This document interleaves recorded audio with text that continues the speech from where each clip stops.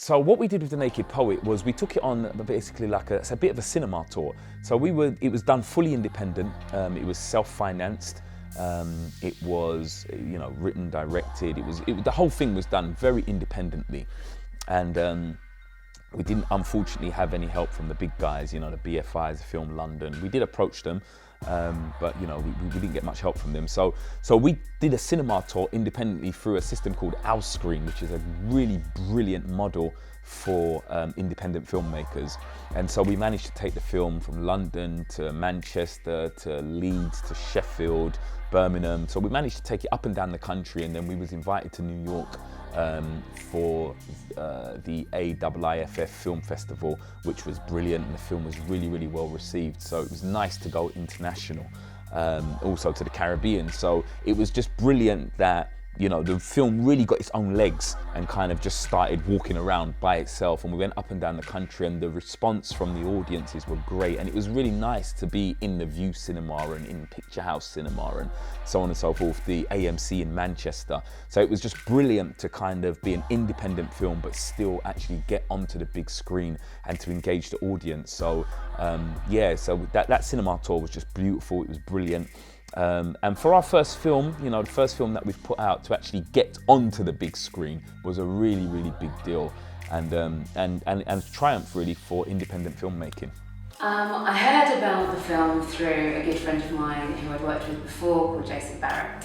I was asked to come down and cast for the role, and when I read the script, I thought, oh my goodness, I'd love to play her. She's so unique in the story and brings such a twist that it kind of really enthused me to play the role. So I went for the role hammer and tongs. I got my script down, I went for it. Even though I knew the director well, I just really wanted to get the role and do a really good job and improve my kind of worth and kind of bring my take to the character. It was interesting really, because I first met Jason back at Identity Drama School, and so I'd never really worked with him other than being in the class. And so it was a case of kind of going in there and kind of leaving all that behind and kind of going in there and seeing him as my long-term boyfriend, which is always kind of interesting when you know someone, your friends and whatnot. But it was all good. I felt really comfortable in the character, and clearly because I got the role. So it was good fun. The Naked Poet I actually heard about it a long time ago from the writer and director Jason Barrett, who's a close friend of mine. The whole thing was in pre-production for a long time, and it actually had another name. But got sent the script by Jason Barrett, loved it. It's not your typical urban script, portraying violence and people dying in the roads, and it was kind of just showing how love can destroy you, something I'm not familiar with. Okay, so it's a Tommy. He's a wheeler dealer type, interesting, charming.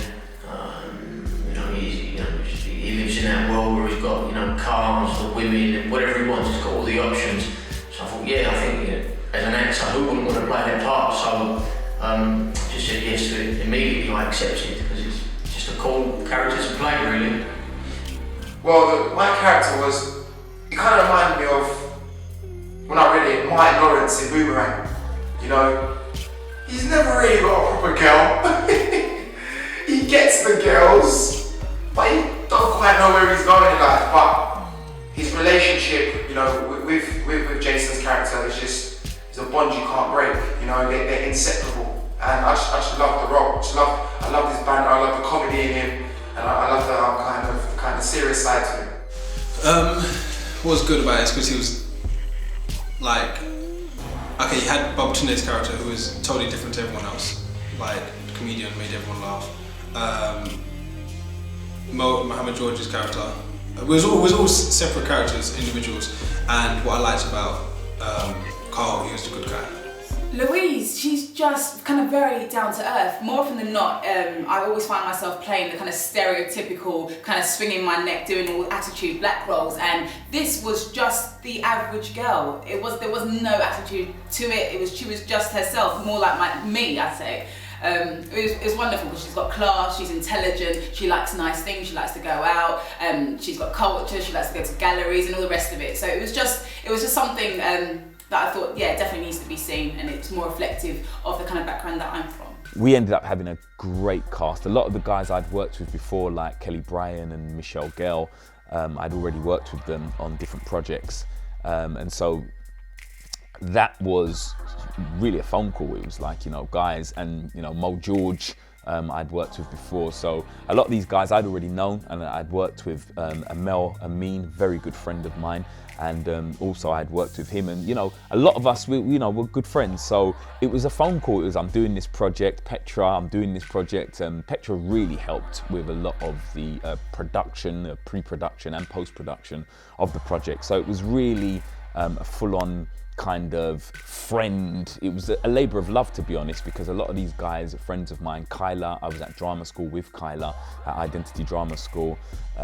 So yeah. Aaron I knew through, another friend of ours. So yeah, it was almost like a family affair, which played really well.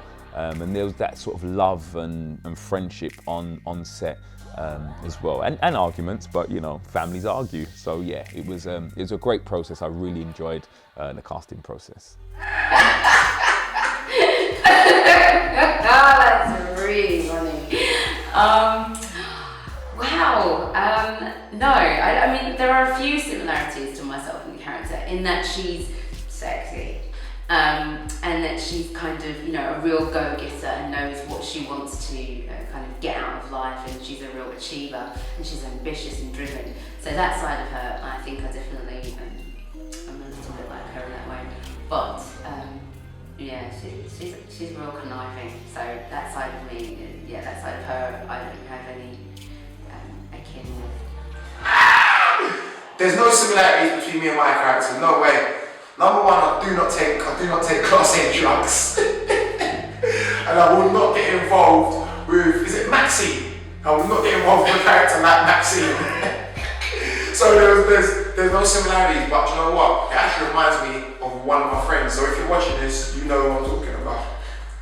It's almost non-existent, isn't it? It's very, very difficult for any film to kind of be made in England from an independent perspective, especially if you're coming from people of colour. It's very difficult because there is no real, it's not made the money, it's not been monetized in the way that we'd hope, and so it's extremely difficult and almost non-existent. But with the new technologies and people out there doing new things, I think it's slowly building up into something that we can be proud of. When the public watch this film, it's going to be refreshing to see black men dressed so well, looking so handsome. I mean, we look handsome, like the suits, the naked bodies, come on, like, you've got eye candy and sex all in one, you can't go wrong. Go to the box office and watch that shit. It's one of those films where you watch it in the cinema and you think, well, you know what, I'm gonna go watch it when I get home, and then you're gonna get the DVD, you're gonna pull it in, and you're just chilling at home or whatnot, and you're just gonna keep watching it over and over again until you know all the words, like you do a Friday. Like, you know every single Smokey word, like you know every single Lazarus word. It's one of those films. I just say, go out there, support The Naked Poet. It's something that you guys have been waiting, dreaming, praying to see on the big screen. So go out there, support it. We've got a lot of up and coming actors, a lot of actors that you guys already know and want to see again. So go out there, support it. It's going to be a great movement. Love you to be a part of it.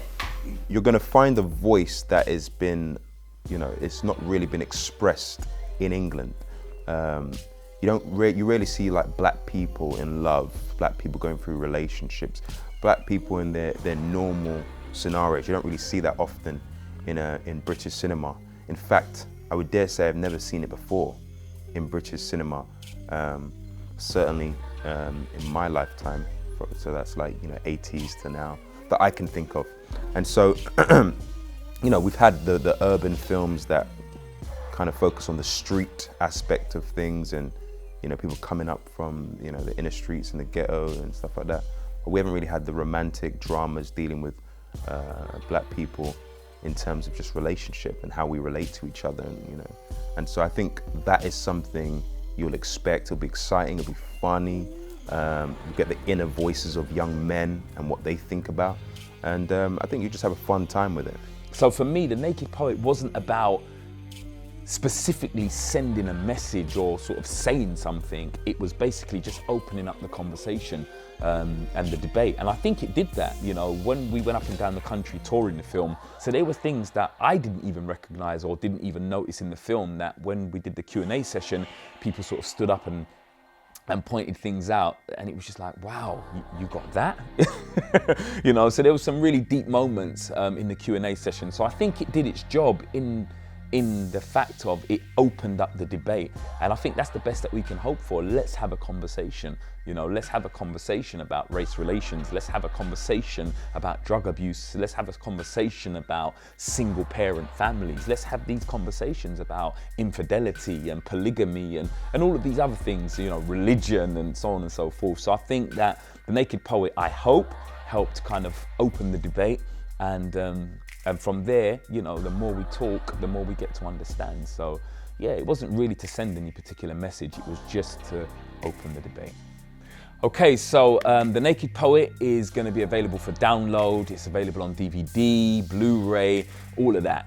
So if you just go to www.thenakedpoetfilm.com, all of the information will be there. It should be on your screen, maybe down here or up there. It should be on the screen somewhere. So www.thenakedpoetfilm.com.